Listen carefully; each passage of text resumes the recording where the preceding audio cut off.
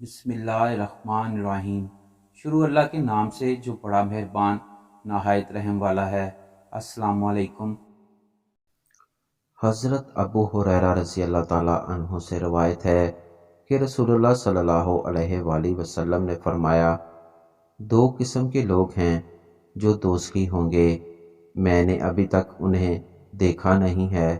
ایک وہ لوگ کہ جن کے ہاتھ میں کوڑے ہوں گے جیسے کہ بیلوں کی دمیں ہوتی ہیں، وہ ان کے ساتھ لوگوں کو مارتے پھر رہے ہوں گے، اور دوسری عورتیں ہوں گی لباس پہنے ہوئے مگر ننگی، دوسروں کو اپنی طرف مائل کرنے والی، ان کے سر ایسے ہوں گے جیسے کہ بختی اونٹوں کے کوہان، یہ جنت میں داخل نہ ہو سکیں گی اور نہ ہی اس کی خوشبو پا سکیں گی، حالانکہ ان کی خوشبوات اتنی مسافت سے محسوس ہوتی ہوں گی۔